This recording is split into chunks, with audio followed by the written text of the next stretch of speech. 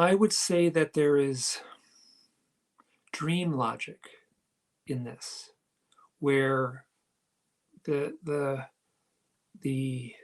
where reality is acting more like a dream than the reality that we're sort of taught in by our parents in the New York Times in the high school science class. That reality is much richer and much more complicated and much stranger. And so what I feels like is that this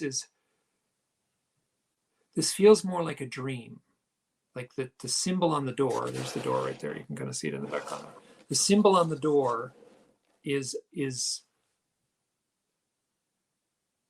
like, it's vague and it has to be sort of percolated through my consciousness. And I'm good at seeing like pareidolia. I'm really good. Like I'm an illustrator. Like I can see funny things in grains in woods. I can see bunny rabbits in clouds. I like can see manhole covers that look like someone smiling and stuff like that. So that's in me. That happens all the time for me. So like it's causation, right? So did the dream, excuse me, I called it a dream, which is so funny. I do that all the time. Did the hypnosis session foreshadow or predict this door where I would eventually be living, that I stare at when I sit up in bed? Did the hypnosis session like predict that? Right now on Higher Journeys with Alexis Brooks. Hi, everyone. So glad to have you join me today for a show that I know you are going to find extraordinary. I mean, when you're listening to Higher Journeys or watching Higher Journeys, we go there. We go to the enigmatic. We go to the mysterious. But we go there with an intention in mind, and that is to try to understand the nature of reality. And what better person to have on today, a returning guest, to probe a little bit into the nature of reality than Mike Clelland. So delighted to have him back. I can't believe, Mike, it's been, we're going on 2 years since you were last on at the beginning of the world turning upside down and getting a bit wonky. Mm-hmm. But, and not that it's relented any, but that's not what we're going to be focusing on today, folks. I'll tell you, we are going to be talking about something called pareidolia. Have you heard of it? Pareidolia essentially is this tendency to see images in otherwise random patterns. It's interesting. Mike and I were talking offline, and if you look it up, if you basically Google pareidolia, right, it's considered almost like a dysfunction or a condition. And I'm going to challenge that, and I hope Mike will join me in challenging that it's much more than meets the eye, pun intended. So first, welcome back, Mike Clelland. I'm so glad to have you. It's my honor.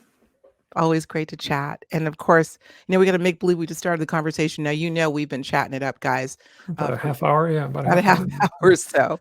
So we figured we better turn on the record button and let you in on what we've been discussing. Other things too, but let's talk pareidolia. Here's how let me set the stage for y'all. Here's how it all started. I went to Mike's great website. We'll make sure we have a link. It's a blog spot. Where he updates every now and again with his own sojourns. And I believe it was this past December, where you had a vision in your bedroom door that was essentially, the wood grain. And I think I'm going to put up an image right about now. We'll do that in post, of what looked like two owls and two, we'll call them ET beings, behind them or below them. Let's use it as a jumping off point. And when I saw, and I think you titled this Owls, Aliens, Pareidolia, I thought, oh, perfect. I love it. Because I've always loved, in fact, I've talked about the pareidolia thing on the History Channel, and the proof is out there. But we're going to take it even deeper here. Tell us about that story first, and then we'll go from there, Mike. What did you see? How did you see it? Well, I'm just I'm in my bedroom, which is also my office. I have a if I sit up in bed and I look across the door, there's the door here. Can I turn the thing? The door is actually right. There's not much to see, but that's the door right there. There's nothing to see in the video here, but it's got this wood grain in it, and I just moved to this place, and and with it didn't I just was right there. It was right there. You don't have to squint your eyes to see it. There are two owls, and they are kind of eerily rising up, like so. One owl here, one owl here, and then below them are two what look sure like gray aliens with big eyes and kind of bulbous heads, and the owls are sort of mystically rising out of the way the wood grain kind of traces out. These kind of cartoony owls are seem to be emerging or rising from these aliens, and I was like, oh god, this is the core of my research. This is this is this is stuff that plagues me and follows me around. So there it is, like on the door. Like I don't have to squint to see it, and I feel like it's there. Like you can't, like once you see it, you can't unsee it. And I was like, oh crap, like here it is, like the thing. So I just like it was funny, it was like kind of a as far as like I don't know what you'd call it, like a synchronicity or just a coincidence, or I mean, it's obviously just wood grain, right? So there's really nothing there, but there's really nothing there in a Rorschach test either. And in a psychologist can show someone a Rorschach test, and people can say, "Oh, I see a butterfly, or I see, an angel, or something like that in these ink blots." So the and for the image that I created, I did do some Photoshop. So there's one image, I guess it would be this one. There's one image that has that I just took the contrast on the photograph and just turned it up a tiny bit just to highlight the wood grain. So and then but not much. And then the other one I put a layer over it, and then I kind of erased the owl and then um the alien beings from the layer. So what you're seeing is basically a highlighted version. So I did that, and I just put it up on the site, and then someone got back to me almost right away and said, "Well, that's your store. That's what emerged out of a You're the hypnosis owl session you guy, did." right? Well, Everyone one, knows. I'm the owl guy, and they're following me around all the time anyway. Follow metaphorically, or real owls, or cartoon owls, or owl lunchboxes, or owl people with owl t-shirts and stuff. And there are a lot of owls out there, believe me. Like it's like right up there with cats and dogs as far as something to put on a greeting card or a refrigerator magnet. So I'm very cautious not to, like, I'm not going to start a new religion on this door. So but but the but I did a hypnosis session with Yvonne Smith Mhm. and I think we talked about this in the last episode, and I wrote about it on my blog. I've talked about it publicly. It's in my third book, but it's happened in 2018, and I think it was August or September. I think it was August of 2018, and and a lot of stuff happened in that session, like really heavy, transformative, deep stuff that I don't know whether it was real or not, but wow, it was a powerful session. And and and before we started the session, I told Yvonne, I said, "Hey, when I'm under in this vulnerable place, whatever hypnosis is, when you have access to whatever it is, my subconscious or my higher self or my greater self, when I'm under in that spot, ask me what's up with the owls." And she said, "Sure, I'll do that." So we did this whole thing, and all this stuff happens in the session, and it's kind of heavy and wild, and I quite don't know quite what to think. And we're talking about it a little bit while I'm still under. She's asking me very pragmatic questions and just like, what do you think it means, or what was told to you, or what was conveyed to you, or those kinds of things. And then out of the blue, which I asked her to do, out of the blue, she says, "And Mike, what is your connection to owls?" And I kind of hem and haw for a little bit. Now, if you've ever listened to, and I'm sure you have, like listened to the actual audio recording of a hypnosis session, they actually, know what they are. They're the easiest thing in the world to transcribe, because the hypnotherapist will ask them really like, "And then what happened next?" They'll Mhm. talk really slowly. So if you're typing, you can transcribe it really easy. And then there's a long pause, and then the the hypnosis patient will say things like, "It's very quiet," or they'll say things like, "I'm not sure." It's Right. really quiet, slow. So she asked me, "And Mike, what is your connection to owls?" Journeyers, apologies all around on behalf of our beautiful technology. We're having some issues with Mike's Wi-Fi. He may be in a touchy area at a touchy time, or the gremlins know what we're getting ready to get into and said, "Oh, no, no, no, can't talk about that." I don't know. I'm being a bit facetious, but nonetheless, Mike is back. New gear. The sound's going to be a little bit different. You guys know how it goes, but let's just get right to it. Mike, you dropped off when you were so beautifully telling us about your hypnosis session with Yvonne Smith, and she was at the point where she was asking you, what is the significance of the owls? And I'm going to go ahead and quote, if you don't mind, exactly what you said in this hypnosis session, that we're going to dig right in. So here's what you said. You said, quote, when she asked that, what's your association with owls? You said, I understand how people take in a story and how they need a symbol or a sign on the door, but the owl is meaningless to what is on the other side of the door. It's just the doorway that's important. The owl is the right symbol for the door. We are on this side, and everything else is on that side of the door. There is a lot more. We are in this little tight hallway here, and on the other side of the door is this vastness. Now, I want to ask you a question. That's a pretty powerful quote, how you distilled it in your state, altered state at the time. You had the visual, the door that we just showed, Mhm. where you saw the owls and what appeared to be alien beings beneath the owls. That just happened recently, yes? Yes, that Okay. happened just last year. Yeah, the Okay. end of The session in which I just quoted you happened when? August of 2018. Okay. So So there 3 we years go. earlier, So the bottom or line over is 3 years earlier. Yeah. okay. So the bottom line is you are addressing, interestingly, what you may have seen symbolically represented of something that just happened recently.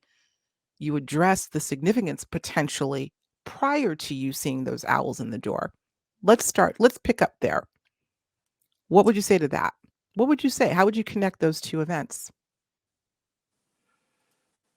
I would say that there is dream logic in this, where the the the where reality is acting more like a dream than the reality that we're sort of taught in by our parents in the New York Times in the high school science class. That reality is much richer and much more complicated and much stranger. And so what I feels like is that this feels more like a dream. Like the symbol on the door, there's the door right there. You can kind of see it in the background. The symbol on the door is like, it's vague, and it has to be sort of percolated through my consciousness. And I'm good at seeing like pareidolia. I'm really good. Like I'm an illustrator. Like I can see funny things in grains in woods. I can see bunny rabbits in clouds. I like can see manhole covers that look like someone smiling and stuff like that. So that's in me. That happens all the time for me. Um, so so like it's causation, right? So did the dream, excuse me, I called it a dream, which is so funny. I do that all the time. Did the hypnosis session foreshadow or predict this door where I would eventually be living, that I stare at when I sit up in bed?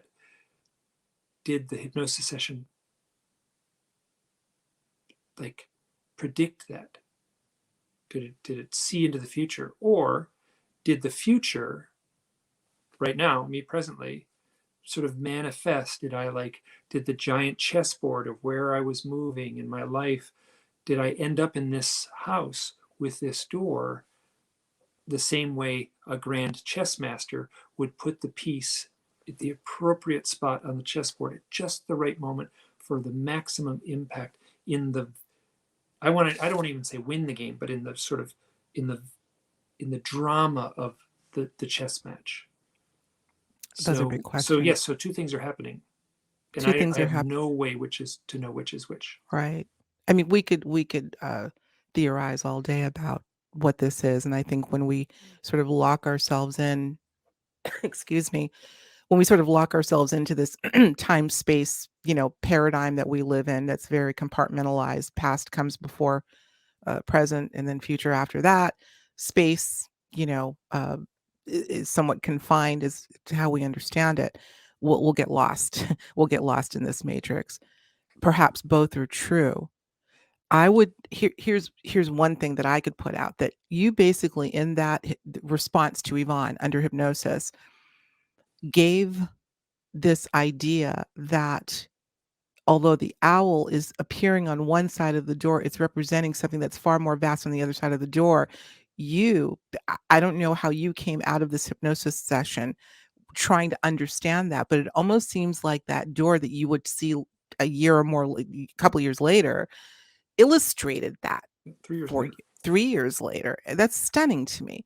Illustrated exactly the point you were making, that you're looking on one side, one very limited side, and you're seeing this representation on this side, but on the other side of that door is the vastness that can't be quantified.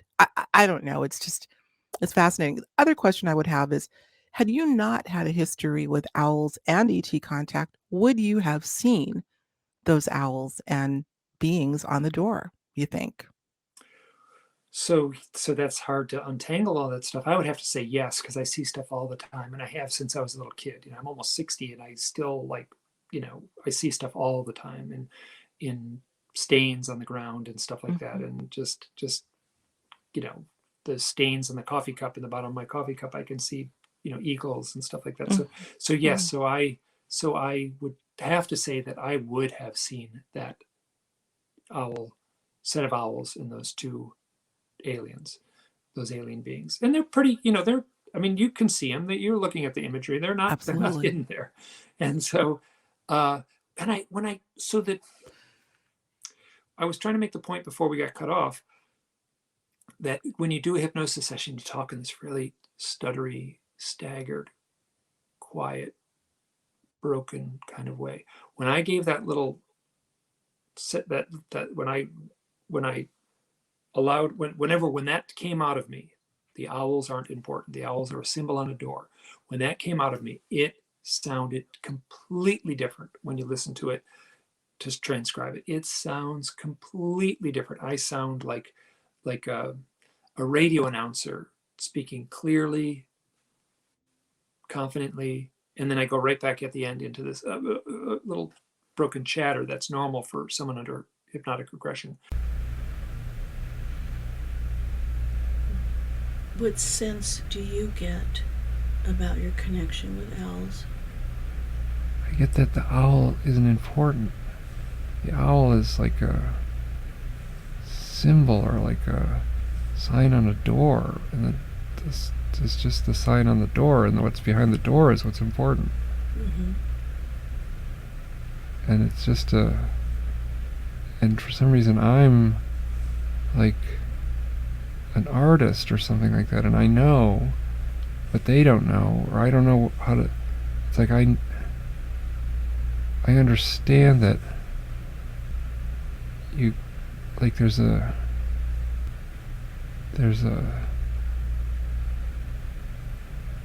like this, like I understand how people, I understand how people take in a story and how they need a symbol or a sign on the door. But the owl is like meaningless to what's on the other side of the door. It's just the doorway that's important. The owl's the right symbol for the door, but the door is the like we're on this side, and the door is everything else on that side, and there's a lot more. Like we're in this little tight hallway here, and on the other side of the door is this vastness. So I asked years later, I got a hold of Yvonne. I said, was I channeling? Was I channeling? That was my question. Like. Yes, that's what I was thinking. And she said, well, she correctly said, like, maybe. There's no way to know. How do you know? maybe. Like, I didn't say this is coming from my space brother, Quentar or anything like that. I said that, it just flowed out of me. But it was interesting. She asked a question, I responded. And I also, like, at that point in my life, and still now, like, that's like my daily life is owls, owls, owls. People contact me all the time with their owl stories. I'm responding to owl stories. I'm seeing real owls in real life all the time. Mm. I'm so, like, the owl thing is no joke for me. Like it's at the forefront of my day-to-day life. And for me to say, when she asked, so Mike, what is your connection to owls? And for me to answer her without hesitation by saying, the owls aren't important. Like, that's not how my life is. Like, the owls are important. That's how I've, like, that's my avenue of inquiry. That's my focus of my research. So that I said exactly the opposite in my unconscious, from my unconscious, said exactly the opposite of what my day-to-day consciousness would have said. Mm. So that struck me as really powerful. And then I have always, I've written about it and I talk about it sometimes to the point of annoyance, I think, that I struggle with the fact that there's two things. There's these literal things that happen, right? Literal owls show up in literal people's lives. They see real owls. And then there's this metaphoric stuff that happens. Well, the owl that they saw in real life is then connected to this metaphoric thing. Often often a spiritual awakening, or often an awakening experience in someone's life is punctuated by an owl. Plus, there's other things that are connected too. I mean, owls and death, and owls and shamanism, and owls and psychedelic journeys, and so there's these other things that are connected with owls too. Mm-hmm. But that it emerged in that way, really, under hypnosis, really gave me a pause to think. Pause for thought, right? Thank you for that. I want to go back to the pareidolia because something occurred to me. Again, just a question. I asked you that if you had not had this connection with owls, this part of your personality, would you have seen the images on the door? You say yes. I'm going to throw a twist into this. Had you not had the connection with owls that you do, I'm going to rephrase the question. Would those images of owls and ET beings have been there? Now, don't answer that question. I want to read you something. I really want to take this to a level of almost like a holographic idea that reality is very plastic, it's malleable, and it responds to not only our conscious but our unconscious beingness. I don't know if you're familiar with something called the Faces of Belmez. This has to do with a haunted house. This is very interesting. I didn't know until yesterday when I was researching for our show.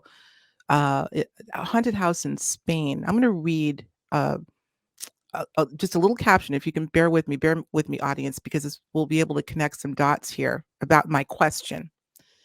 Let me read this to you, and I want to give credit right off the bat to the author, who is Amber Blaze. She wrote a great article, I believe it's a she, on medium.com. And this is where I plucked, rather than retelling the story, I'm just going to read from her. She says, in August of 1971, Maria Gomez Camara claimed she noticed a weird stain on her concrete kitchen floor, which over the next few days began to form what appeared to be a human-looking face. Even more disturbing was the fact that she claimed it also appeared to have changed positions. Maria tried to scrub the stain to remove it, and when this failed, Maria's husband, Juan Perea, sorry if I'm pronouncing wrong, and their son, Miguel, destroyed the image with a pickaxe, and new concrete was laid down. However, a new face formed on the floor within days. The mayor of Belmez was informed and forbade the destruction of the new face. Instead, the floor concrete was cut out and taken for study. They reconcreted it and thought that was the end of it. Within a week, not only had the face reappeared, but more had also formed. Naturally, as word spread about the strange stains that looked like faces, people started to flock to Maria's house, and the parapsychology experts weren't far behind. Scientists also stepped in to verify their authenticity and test whether they were paintings or some other chemical orchestrated by Maria. The kitchen was closed off under the supervision of a notary, and 3 months later, when they left with no answers, the faces were still there. The painting theory was ruled out, and no conclusive evidence could pinpoint the cause of how the faces were appearing. Now, here's the kicker. In April of the following year, Professor de Argumosa traveled from Madrid to Belmez after hearing about the case. He announced that he had found several historic documents reporting that a 17th century governor of Granada, born in Belmez, had murdered 5 members of a local family. The whereabouts of the murder site were vague, but it was believed to have taken place either very nearby or in the Piera household. There. So, in the question that I asked, would those images have been there had you not had more than a tangential relationship with owls? I'm talking about, can something that is inanimate actually have a form of sentience, or be a, or include a form of sentience showing up on the external parts of reality at times according to certain circumstances? Maybe they wouldn't have been there. Maybe the wood grain would have interestingly been different.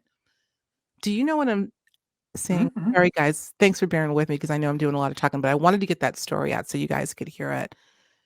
This is something deeply metaphysical and holographic, frankly, possibly. Reality is acting as a dream. It's presenting me with these mythic symbolic images the same way they would show up in a dream. Like reality is presenting me with a symbol on a door. And I mean, I think if I was like doing some other kind of research, which is plenty like other symbolic things, I could be researching bears or deer or wolves or eagles, and I'm certain if I put that energy out into the universe, if I had a strong focus and put that energy out into the universe, I am certain that the universe would then reflect that back to me. So if I was doing eagles, I think I would find eagle imagery everywhere. If I was researching bears, the bear imagery would reflect back to me. And I'm so would I have a bear image on a door if I was researching bears? I would argue quite probably if it wasn't a door, it would be some other thing that would well up in a way that I could not ignore it, right? So I cannot ignore the door that I face when I sit up in bed. So so I would argue, yes, that's the stuff that's out there. That's the stuff that's waiting to happen. That's the stuff that's waiting to well up in real life. It's showing up symbolically in real life. A symbol of an owl is showing up symbolically. Owls often show up literally in real life. I just read a book. I want to be cautious because it was a book about a woman who hiked the Appalachian Trail. I want to be cautious not to use her name. I'll go ahead. Her name is Heather Anderson. She wrote a book about hiking the entire Appalachian Trail. She has or for a while, I'm not sure what's going on right now, she had the fastest known time for doing the entire Appalachian Trail. It's an interesting book, but at the end, she's going through this sort of transformative experience where she's realizing that she actually did something powerful to break this record. And she also was full of doubts heading into this trip, was full of fears heading into this trip, and those had ended with the end of the trip. Now, I think I got to be careful. If it wasn't the last day, it was the second to the last day. But on the last day or the second to the last day of this long trip hiking from Maine to Georgia, she's in Georgia. She's getting close to the the final. She's getting close to being done, and the trail is overrun by bears. She's like, "Why are there no people on this trail?" And she walks past the sign and she looks at it backwards. So she can't even see the sign. She's got to turn around and look at it. And it says, "This trail has been closed due to high bear activity." But she's on the trail. And then she starts seeing bears everywhere. So the totem animal of the bear is transformation, right? The bear hibernates. The bear metaphorically dies every fall and metaphorically is reborn every spring when it comes out of its den. So there is a death and rebirth, transformation, symbology in this bear. And if I was a fiction writer, I would have written it with those mythic symbolic elements in that story. It's a real story. It really happened. She was confronted with bears, lots of bears. Like, it was sort of almost comical at the end. She's like, oh, there's a bear here, there's a bear there, they're all over the trail. And so reality is acting like a myth, right? She goes through a total transformation. She is not shy about it. It's in the book. It is unquestionable. She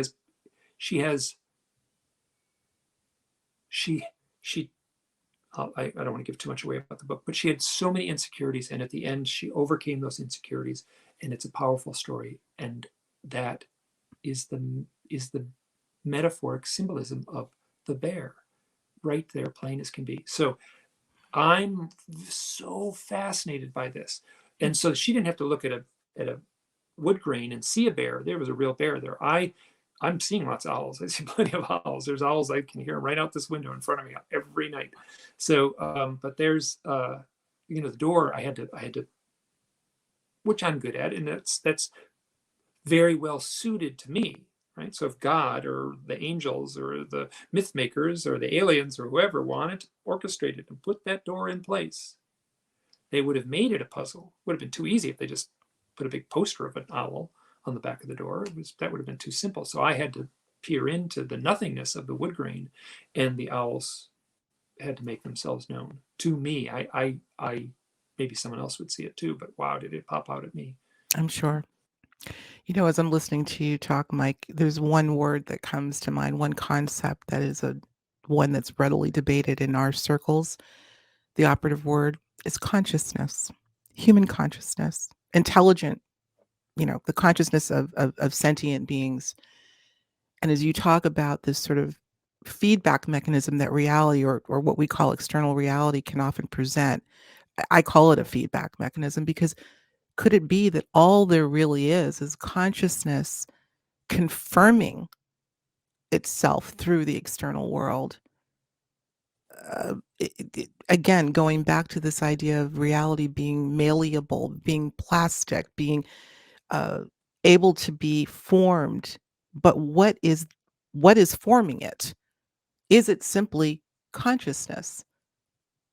It's like, oh God, there are multiple examples of the images that people see, particularly if there's a consensus about what they see, matching the emotional state of what's happening at the time. Let's take the famous devil in the smoke after the 9/11 attacks on the World Trade Center. Really, really stunning. This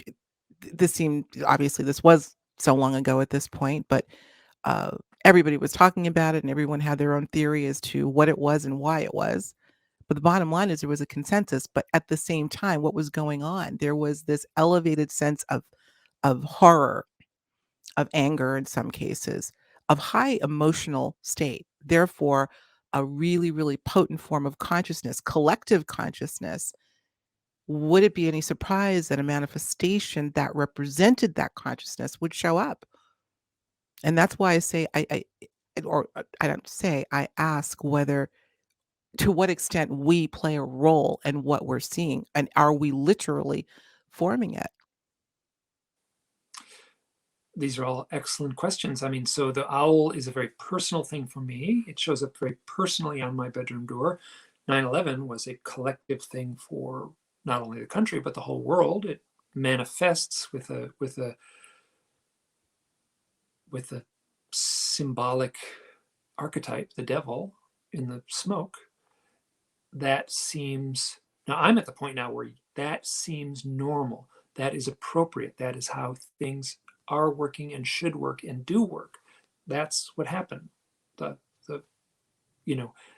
These things are meant to happen. They arise out of our collective intention. So it's funny, consciousness. Like I actually, my second book was originally going to have consciousness in the title. And as it was getting close to the end, I saw an interview with Edgar Mitchell. He was still alive at the time. And in the interview, he said, he started the Institute of Noetic Sciences. He was one of the founders of it.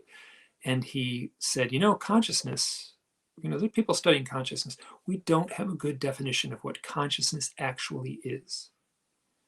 And I was like, wow, like here's someone at the forefront of this kind of research cannot give a definition of what consciousness is. So that, like, which I guess is the same thing. It's hard to give a definition of what God is. It's hard to give a definition of what the universe is. It's like all these, there are these sort of spirituality, you know, like like how, so I changed it. I took consciousness out of the title and I said, it's deeper reality. I put deeper reality into the title of my second book. And the so you said, like, is everything sentient, right? So that's kind of the, I'm not a physicist, right? But it's my understanding, like, if you really get a powerful microscope and look at a tiny, tiny, tiny atom, there's nothing there. Just a little bit of swirling energy. Just a little particle of energy swirling around. There's nothing there. Matter is something, right? Matter is a word that you use in science class and physics class and stuff like that. Matter is like, has a definition. But when you take it all apart and look at it really, really closely, there's nothing there. It's empty space. That's So right. 99.9% empty I mean, space. but that's like that's what is that little fluff of energy, right? Is that God? I mean, that little teeny speck that's in the table in front of me that I'm touching matter with my knuckles right there. Is that energy? Is that God? Now I'm going to get, so this is going to tell you a little bit about myself. I think it was Fritjof Capra, who was a physicist, wrote a book, I think in the 80s, and I read it. I can't remember, the Tao of Physics. I think that's what The it's Tao of called. Physics. I have, yeah. Yeah, and I think it's in that book, but if it's not in that book, it's in like one of the books that I was reading at the same time I read that book. And he said, Great at book. some point, some scientist is going to invent a microscope, right? And they're going to get smaller and smaller and smaller, and they'll be able to zoom in on the fabric of reality. They'll find out what the building blocks of reality will be. And it was sort of kind of a parable almost, the way he told it. And he said, what if the building block of reality is love? And I remember thinking, like that's how I'm going to live my life. Like, given that parable, given that it was like kind of a witty speculation on his part. And I'm like, I'll buy that, right? So that I'll say, yeah. So that love is a form of consciousness. Love is a very, I would say, a more elevated form of consciousness. And then, so if that's the building block of reality, which this would be something you could almost talk about in Sunday school class, right? So that would be a very benevolent definition of God and stuff like that. I'll go with that. That it's so I have tried, it's like unsuccessfully at times, but I've tried to sort of live my life thinking that, like, underneath it all, the glue is something benevolent and magical and hopeful that holds us all together. I got way off track as far as your question, but that's okay. And that traces right back to this magic. When I worked on,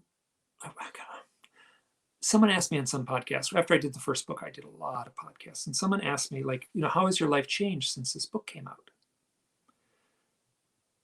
Or since your research, let me put it that way. How has your life changed since doing this research on owls and UFOs, which is just basically I'm researching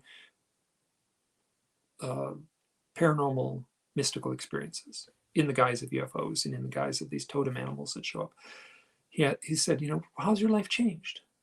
And I thought for a while, and I said, I now live in a magical universe. And I believe that's real. Like, I'm not joking, where I'm saying, I believe, I can't prove it, but I believe that these mystical, metaphoric, symbolic things well up in our experiences, well up in our real life. And it happens for everyone.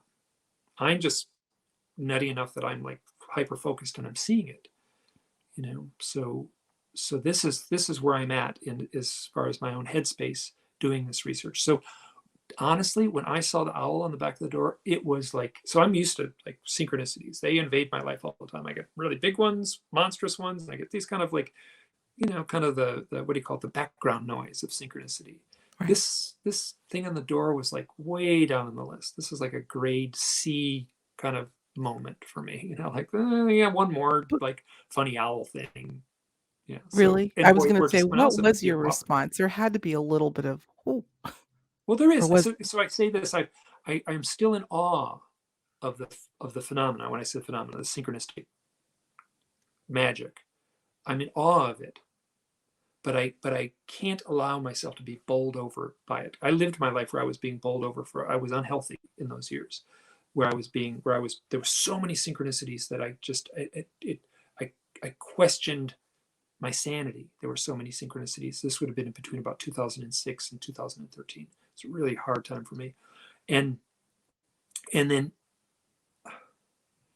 I think I was putting frenetic energy out into the universe. I couldn't deal with the fact that this involved me, that there was something going on, that it was so intense, that it was manifesting in all these synchronicities.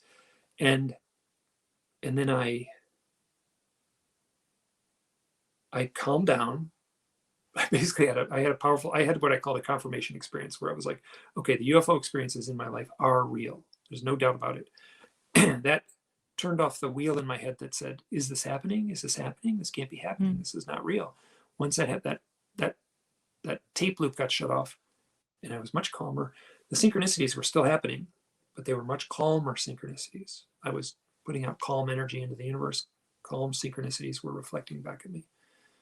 So once again, I did the thing where you asked a question, I went all around the block. No, it's all related to me. I mean, these conversations just lend themselves to going into so many different levels, so that's fine. I keep hearing the word reflection again. I keep hearing the word reflection, and in my head, I keep hearing we. How can I say this?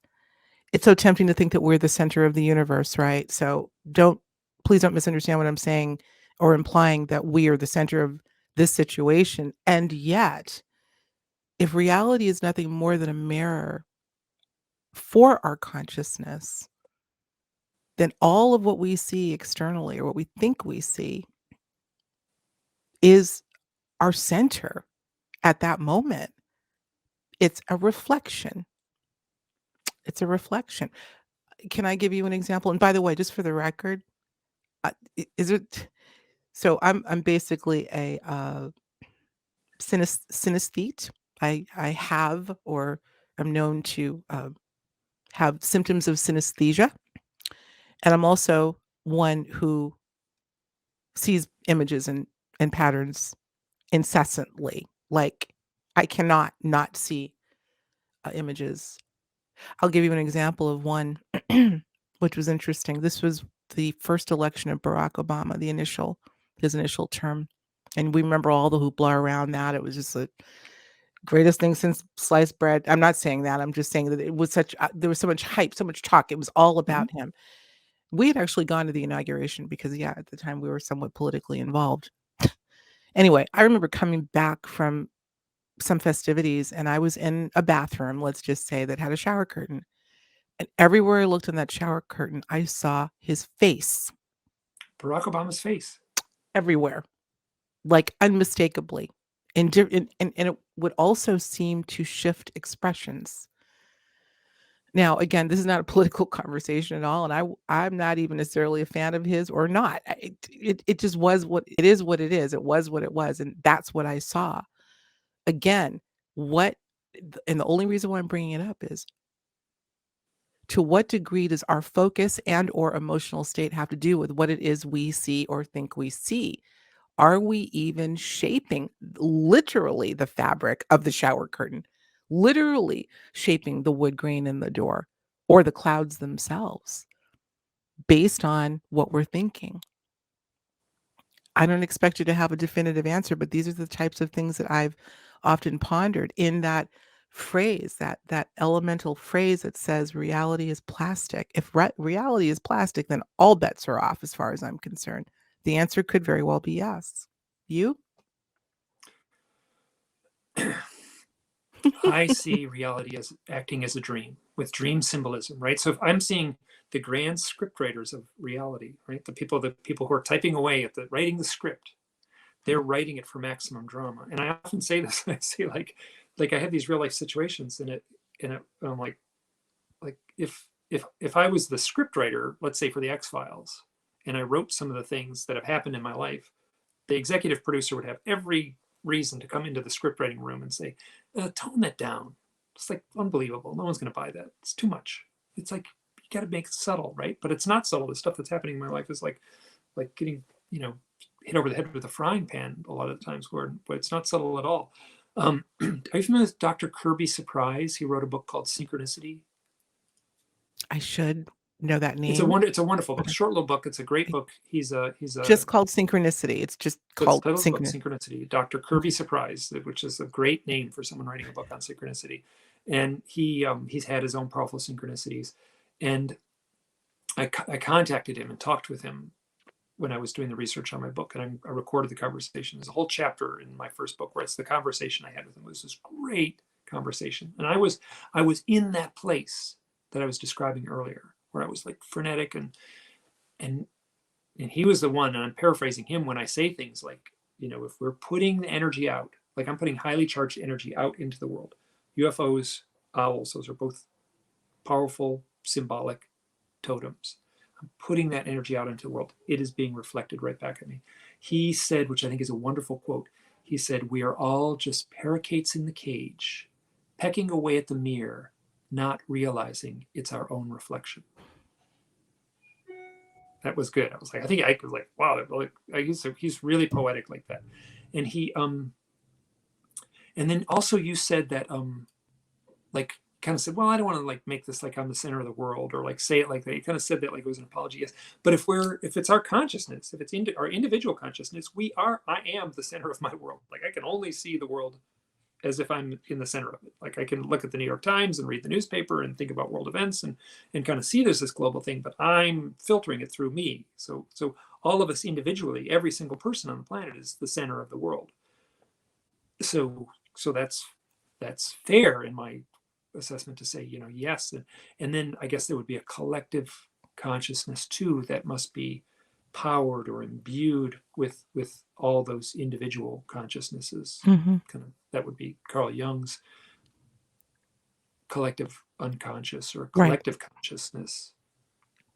I can't even remember which one it is. I guess it's I think collective unconscious, the Yeah. collective. That's what he spoke, I think, most about.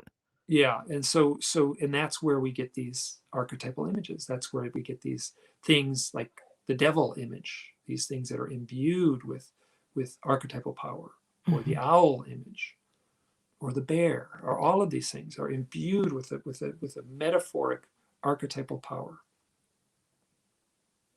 Reality is amazing. Will we ever figure it out? Should we? Need to?